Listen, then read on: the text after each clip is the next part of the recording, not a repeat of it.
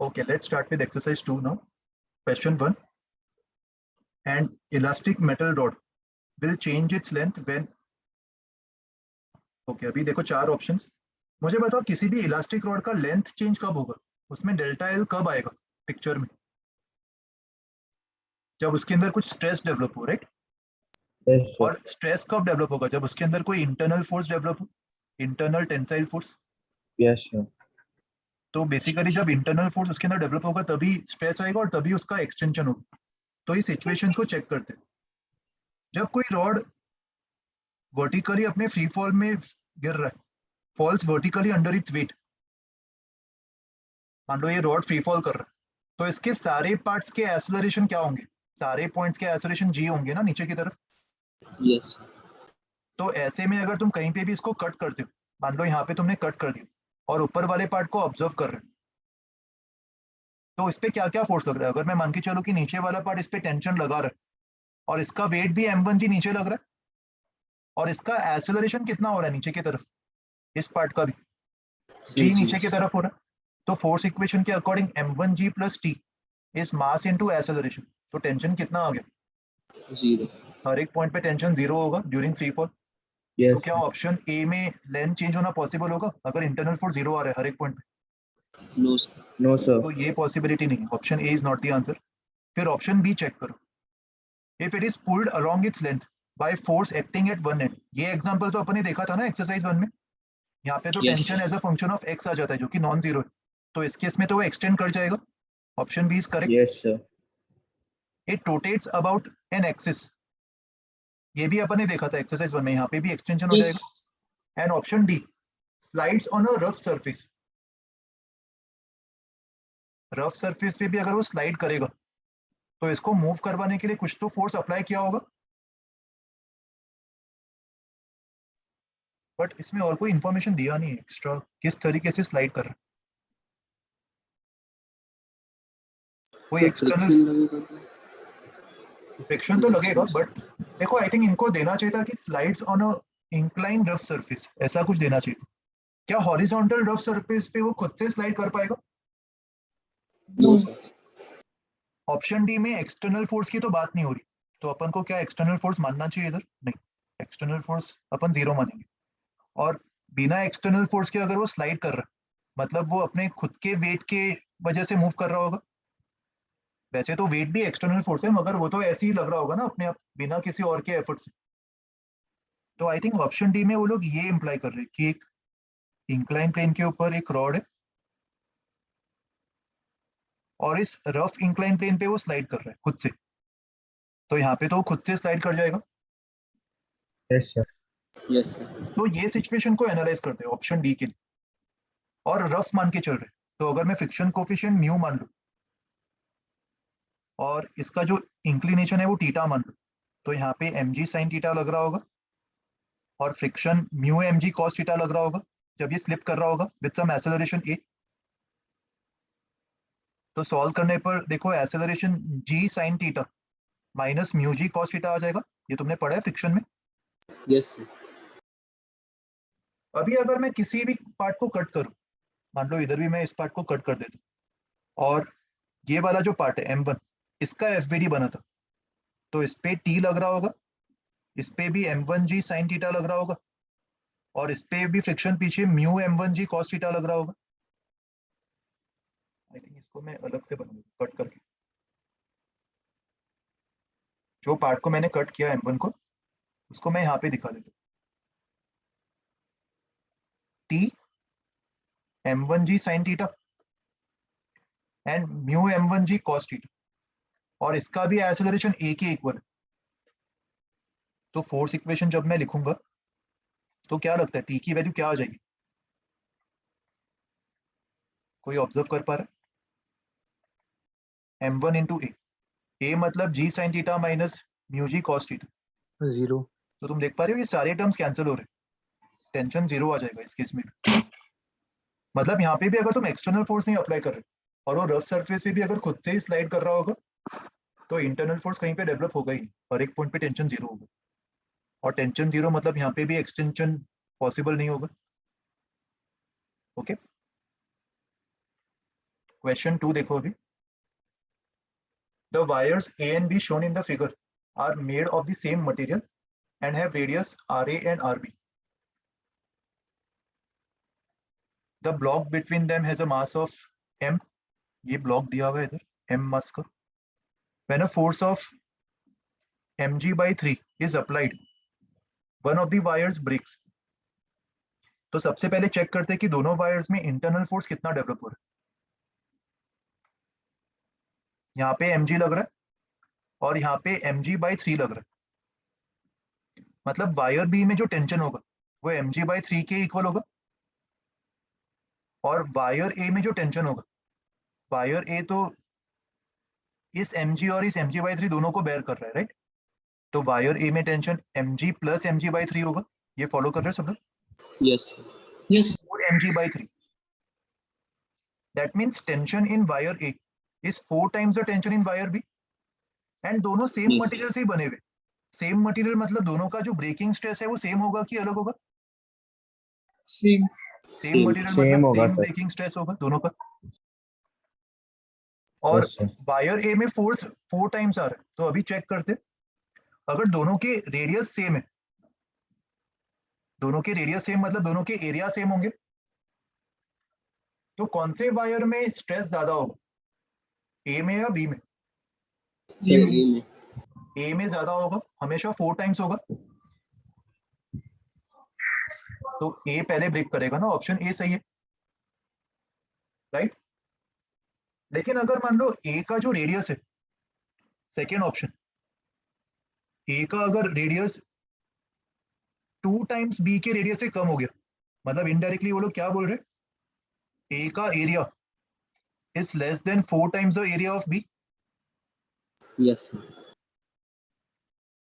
तो ए के अंदर जो स्ट्रेस डेवलप होगा, अच्छा अगर मैं बी का टेंशन टी मान लूं तो ए का टेंशन 4t होगा.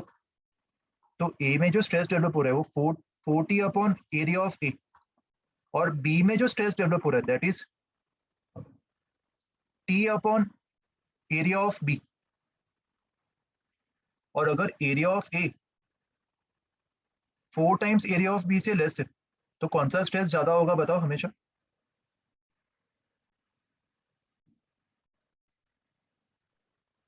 एक काम करो, इधर एरिया ऑफ बी को भी ए नॉट असाइन कर दो. तो इस कंडीशन के according area of A is less than 4 A not, right. Yes, sir. इसको अगर मैं ए नॉट असाइन कर रहा हूं, यहाँ पे अगर मैं 4 ए नॉट लिखता तब जाके स्ट्रेस इक्वल होते हैं ना दोनों, बट इसको मैं Yes, less sir. Than 4 A not लिख रहा हूँ. तो कहना है stress of A will be more than stress of B. अभी ऑब्जर्व कर पा रहे Yes, हो? sir. Yes. तो स्ट्रेस ऑफ ए अगर स्ट्रेस ऑफ बी से ज्यादा होगा तो ए पहले ब्रेक कर जाएगा. ऑप्शन बी भी सही है कि गलत है? सही. सही. इस लॉजिक से ऑप्शन बी भी सही होगा. एंड ऑप्शन सी, अगर ये इक्वल हो गए तो दोनों में स्ट्रेस सेम हो जाएगा. ये भी ऑब्जर्व कर पा रहे हो? Yes, R A sir. और 2 Yes, आर बी yes. अगर इक्वल हो गए तो, और अगर दोनों में स्ट्रेस इक्वल हो गया तो दोनों में से कोई भी ब्रेक कर सकता है. Both are equally prone to breaking, right. तो ऑप्शन सी भी सही. And option D, the lengths of A and B should be known to predict which will break. क्या जरूरत थी लेंथ की? No, sir. No, option sir. D is incorrect. तो खाली A B और सी आंसर होंगे, राइट. Any doubts? सबको समझा ये? Yes. ओके चलो क्वेश्चन 3 देखो अभी. A body of mass m is attached to the lower end of a metal wire whose upper end is fixed. The elongation in the wire is L. Okay देखो ये सवाल काफी अच्छा है, conceptual सवाल है, इसको समझने की कोशिश करो. एक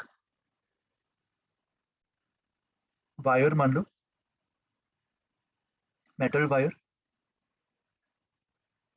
इसके नीचे m मास अटैच्ड है. तो अपने सेल्फ वेट में ये एक्सटेंड कर जाएगा. कितने से एक्सटेंड करेगा? L से एक्सटेंड करके यहाँ पे आ जाएगा. ये दिया हुआ है सवाल में. Yes, sir. और इस वायर को अपन एक स्प्रिंग की तरह भी मान सकते हैं ना, K, जिसका इक्विवेलेंट स्प्रिंग कांस्टेंट AY/L होता है, याद है? Yes, sir.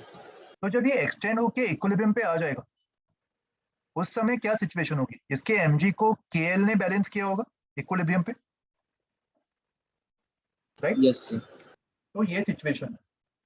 तो अगर ये एल लेंथ एक्सटेंड होके नीचे आ रहा है तो ये मास का ग्रेविटेशनल पोटेंशियल एनर्जी बढ़ रहा है कि कम हो रहा है? अगर ये एल लेंथ डिसेंड कर रहा है तो कम हो रहा है, और mgl से ही कम होगा। ऑप्शन ए सही है। The loss in gravitational sir. Potential energy of m mass is mgl, right? Option B Yes. देखो, the elastic potential energy stored in the wire. अच्छा, वायर के अगर मैं वायर को स्प्रिंग की तरह मान रहा हूँ और उसका एक्सटेंशन एल हो रहा है तो पोटेंशियल एनर्जी क्या लिखते हैं अपन? हाफ के x Half square. kx. Yes, sir. यहाँ पे हाफ के एल स्क्वायर हो जाएगा। तो यहाँ पे हाफ इंटू के एल को मैं अलग कर रहा हूँ और एल को अलग रख रहा हूँ, तो तुम देख पा रहे हो के इंटू एल तो mg के बराबर था। तो इलास्टिक वायर के अंदर जो पोटेंशियल एनर्जी स्टोर्ड होगा वो mgl/2 के इक्वल होगा। Yes, sir. Option C. Option C correct होगा। तो देखो बेसिकली यहाँ पे हो क्या रहा है, उसने ग्रेविटी में तो mgl लूज किया, मगर उस mgl में से खाली mgl/2 उसके इलास्टिक एनर्जी में गया, तो बाकी का mgl/2 कहाँ पे गया होगा? हीट डेवलप किया होगा। Massive loss. तो ऑप्शन डी भी सही है। बाकी का जो mgl/2 है वो हीट लॉस के फॉर्म में निकल गया होगा।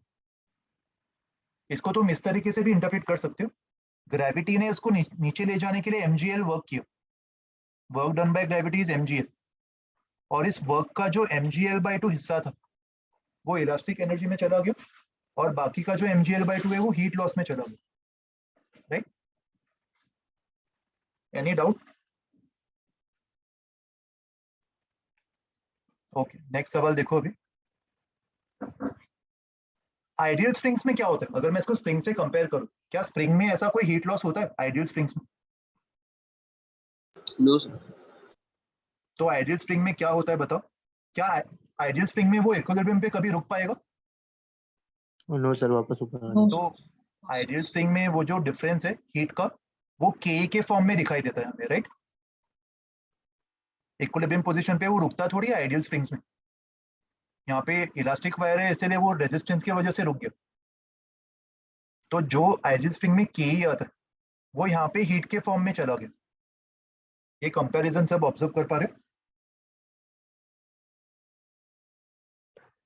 ओके चलो, क्वेश्चन 4 देखो। अभी ये सवाल भी उसी टाइप का है।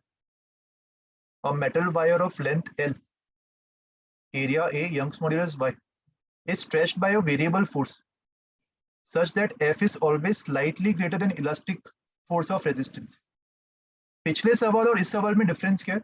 पिछले सवाल में तो अपन ने डायरेक्टली mg लगा दिया ना, फोर्स वाज कांस्टेंट, बट यहाँ पे अपन एक तरीके से वायर को स्लोली स्ट्रेच कर रहे हैं। ऐसे मान के चलो कि एक हॉरिजॉन्टल वायर है और इस पे अपन एक वेरिएबल फोर्स F अप्लाई कर रहे हैं जिससे इस वायर को एकदम स्लोली स्ट्रेच कर रहे हैं। तो मान लो अगर ये वायर का नेचुरल लेंथ है तो किसी भी इंस्टेंट पे अगर वायर में x एक्सटेंशन आ गया तो वायर के अंदर रिस्टोरिंग फोर्स कितना होगा? इमेजिनेशन के लिए एक ब्लॉक भी अज्यूम कर लो। तो वायर इस ब्लॉक पे रिस्टोरिंग फोर्स कितना लगा रहा होगा? k इंटू एक्स, और इसको स्लोली और आगे स्ट्रेच करवाने के लिए एक्सटर्नल फोर्स भी k इंटू एक्स के इक्वल होगा, राइट?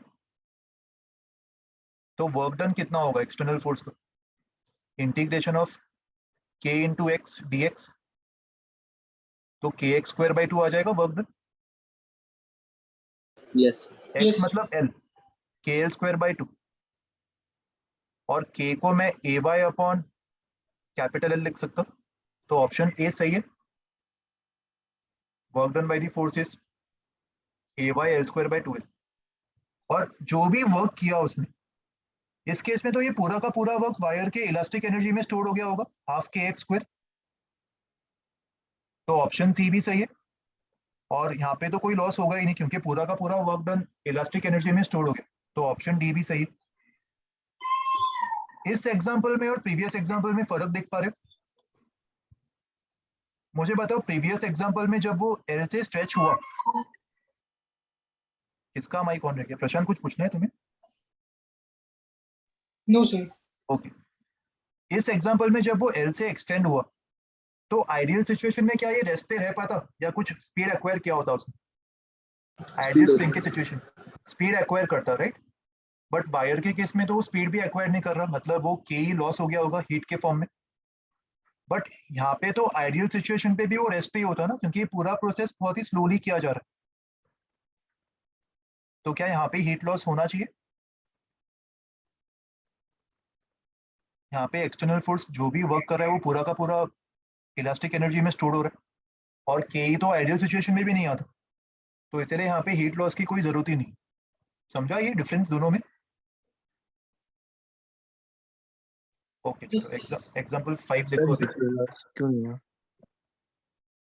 यहाँ पे अपन इसको स्लोली पुल कर रहे हैं ना इस वायर को, और इस केस में एक्सटर्नल फोर्स ने जो वर्क किया वो KL²/2 के इक्वल आ रहा है, हाफ KL² आ रहा है ना work done by external force. और स्प्रिंग के अंदर जो एनर्जी स्टोर होगी, पोटेंशियल एनर्जी, वो भी हाफ KL² ही होती है। तो जितना वर्क किया वो पूरा का पूरा पोटेंशियल एनर्जी में स्टोर हो गया।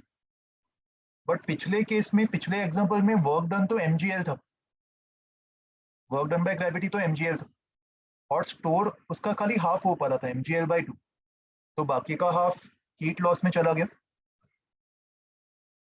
Okay sir. दोनों में फर्क समझा? Yes.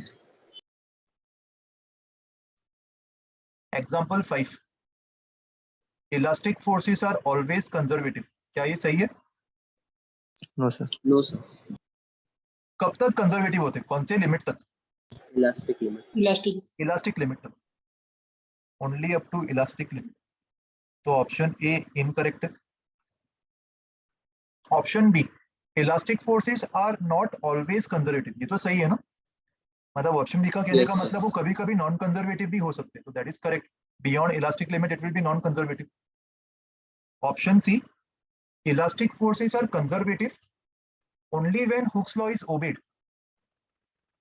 हुक्स लॉ तो प्रोपोर्शनैलिटी लिमिट तक ओबे होता है, बट इलास्टिक लिमिट तो और भी थोड़ा आगे जाता है ना। तो मुझे Yes, बताओ sir. ये वाला जो रीजन है, क्या यहाँ पे हुक्स लॉ ओबे हो रहा है? No, sir. No. पर क्या इस sir. रीजन में वो अभी भी कंजर्वेटिव है? Yes, sir. Yes, sir. तो क्या ऑप्शन सी सही होगा? No, इस sir. लॉजिक से ऑप्शन सी गलत होगा, राइट? क्योंकि इस वाले रीजन में हुक्स लॉ ओबे नहीं हो रहा, बट स्टिल वो कंजर्वेटिव नेचर का ही। And option D, elastic forces may be conservative even if Hooke's law is not obeyed, ये करेक्ट है ना? Question 6, which of the following statements is are correct? Angle of contact अगर 90 से कम हुआ तो लिक्विड सॉलिड को वेट कर जाएगा, Yes, sir. That means adhesive force ज्यादा होना चाहिए। सही है स्टेटमेंट? Yes, sir. और अगर कांटेक्ट एंगल ऑब्ट्यूज हो गया तो कोहेसिव फोर्स ज्यादा होगा, ये भी पढ़ा था अपन ने। Yes, sir. अच्छा, कांटेक्ट एंगल 0 हुआ तब तो वो और भी ज्यादा अच्छे से वेट कर पाएगा। तो इस केस में बताओ ऑप्शन सी में कौन सा फोर्स ज्यादा होना चाहिए? Adhesive force. Adhesive. Adhesive force ज्यादा होना चाहिए, तो ऑप्शन सी इनकरेक्ट होगा। And option D, if the radius of capillary is reduced to half, the rise of column, liquid column becomes 4 times। बताओ ये सही है कि गलत है? गलत है सर। गलत है। क्या होना चाहिए था आंसर? सर ट्वाइस ही होगा। ट्वाइस होना चाहिए था। तो एक्चुअल में जो हाइट ऑफ राइज है वो 2t cos theta by rho g R होता है। तो अगर तुम रेडियस को हाफ करोगे तो हाइट ऑफ राइज क्या होना चाहिए? ट्वाइस। बट इसमें Yes, भी एक कैच है, इसमें भी एक चीज ध्यान रखना, क्या ये ऑलवेज ट्रू होगा? कोई एग्जांपल दे सकते हो जिसमें ये ऑलवेज ट्रू नहीं होगा? So insufficient length. Very good, insufficient capillary. Insufficient capillary में ये स्टेटमेंट भी वायोलेट हो जाएगा, है ना? तो ये ट्रैप से बचना। अगर वो बोल रहे कि ऑलवेज ऐसा होगा, रेडियस को हाफ कर दिया तो हाइट ऑलवेज डबल होगा, तो वो स्टेटमेंट भी गलत है, क्योंकि इनसफिशिएंट कैपिलरी में वो उससे थोड़ा कम भी हो सकता है। ओके, तो 6 का खाली ऑप्शन ए और बी मैच हो रहा है। 7, when a capillary tube is dipped in a liquid, the liquid rises to the height h in the tube. The free surface inside the liquid is hemispherical in shape. मतलब contact angle क्या होगा? Hemispherical Sir, shape मतलब zero. Contact angle 0 degree. The tube is now pushed so that the height of the tube outside the liquid is less than h. मतलब अभी इसको insufficient capillary बना दिया, Yes, sir. तो अभी क्या होगा, लिक्विड बाहर तो ओवरफ्लो नहीं करेगा, ये अपन ने पढ़ा था. A is incorrect. The liquid will come out of the tube like a fountain, ये भी गलत है. The liquid will fill the tube but not come out of the tube, ये सही है, option C. Yes, sir. Yes, sir. And option D, the free surface of the liquid will not be hemispherical, correct, ये भी सही है. उसका जो radius of curvature है वो बढ़ेगा या कम होगा? कम हो जाएगा. कम होगा. रेडियस ऑफ कर्वेचर बढ़ेगा ना, याद करो h was 2t by rho g r. अभी अपन h को कम करना चाह रहे, इनसफिशिएंट है इसीलिए, तो r बढ़ेगा. Yes, sir. और r बढ़ना मतलब वो कर्वेचर कम हो गया ना, कर्वेचर कम होगा. पहले जो हेमिस्फेरिकल था वो शायद अभी ऐसा हो गया होगा, तो कर्वेचर कम होना मतलब r बढ़ रहा है. और पहले जो कांटेक्ट एंगल 0 था वो बढ़ा या कम हुआ? Contact angle बढ़ गया. कांटेक्ट एंगल बढ़ गया, करेक्ट. और कांटेक्ट एंगल बढ़ गया मतलब cos थीटा कम हो गया. याद आया ये कॉन्सेप्ट? तो ऑप्शन डी Yes, सही. sir. Question 8, surface tension is directly proportional to the extension of the surface. ये स्टेटमेंट बताओ सही है कि गलत है?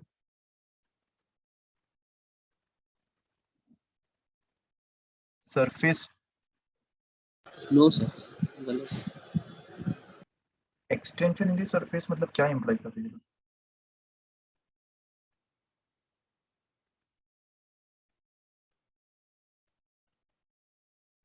सरफेस टेंशन तो लिक्विड पे डिपेंड करेगा ना. मुझे बताओ, अगर तुम किसी सरफेस को स्ट्रेच करते हो, मान लो ये एक स्लाइडेबल वायर है और ये तीन वायर्स है, तो अगर तुम इस वायर को आगे स्ट्रेच करते हो तो एक तरीके से तुम सरफेस को एक्सटेंड कर रहे हो. क्या सरफेस से एक्सटेंड होने पर सरफेस टेंशन भी बढ़ जाएगा? नहीं ना, वो तो लिक्विड का प्रॉपर्टी होगा, मटेरियल प्रॉपर्टी. तो ऑप्शन ए गलत होना चाहिए, और वो लोग ने गलत Yes, स्टेटमेंट से चूज करने को बोला हुआ है, तो ऑप्शन ए मार्क करेंगे. ऑप्शन बी देखो, अभी the pressure inside a soap bubble of surface area S, surface tension T and radius R is higher than the outside pressure by 8T by R. ये भी गलत है, सही क्या होना चाहिए था? 40. 4T by R, twice of 2T by R, है ना. Then option C, contact angle of water with glass is 0, ये सही है, तो इसको मार्क नहीं करेंगे. And option D, mercury has a lower surface tension than water, सही है कि गलत है? No, sir. गलत. गलत है, मर्क्यूरी का ज्यादा होता है सबसे. Question 9th, which of the following statements is correct if angle of contact is obtuse? इस केस में लिक्विड राइज करेगा या फॉल करेगा? It's a fall. फॉल करेगा. if angle of contact is acute then liquid wets the solid, ये भी सही है. और अगर एंगल ऑफ कॉन्टैक्ट ऑब्ट्यूज हो गया तो फॉल करके कॉन्वेक्स अपवर्ड्स होगा, ये भी पढ़ा था अपन ने, ये भी सही है. Yes. Yes, sir. और option D, surface tension of liquids decrease with rise in temperature, ये भी सही है. टेम्परेचर बढ़ने पर कोहेसिव फोर्स कम होता है और सरफेस टेंशन भी कम हो जाएगी. Then question 10th, when an air bubble rises from the bottom of a deep lake to a point just below the water surface, the pressure of air inside the bubble, क्या होगा pressure के साथ? Decrease. Outside pressure के comparison में क्या होगा? Options में क्या पूछ रहे हैं? Is greater than the outside pressure. तो बबल के अंदर वाला जो पॉइंट है, अगर मान लो ये सरफेस पे आ गया तो अंदर वाला पॉइंट तो कॉन्केव साइड पे है ना, Yes, sir. और बाहर वाला पॉइंट कॉन्वेक्स साइड पे, तो कौन से पॉइंट का प्रेशर ज्यादा होगा? Sir, अंदर वाला. तो pressure of air inside the bubble is greater than the pressure outside, option A सही होगा. और बबल अगर नीचे से ऊपर जा रहा है तो उसके अंदर प्रेशर बढ़ रहा है कि कम हो रहा है? Decreases. प्रेशर डिक्रीजेस, तो ऑप्शन डी सही होगा, क्योंकि रोजी एच का इफेक्ट कम जा रहा है. और प्रेशर अगर डिक्रीज कर रहा है तो रेडियस क्या होगा? Increase. रेडियस बढ़ेगा. और रेडियस बढ़ने की वजह से उसके अंदर जो एक्सेस प्रेशर आ रहा है 40 बाय आर, तुम देख पा रहे हो, वो भी कम हो रहा है, एक्सेस प्रेशर भी. तो ये चीज भी ओवरऑल प्रेशर को कम करने में कंट्रीब्यूट कर रही है, right? Okay, so this is exercise 2, ये हो गया अपना पूरा.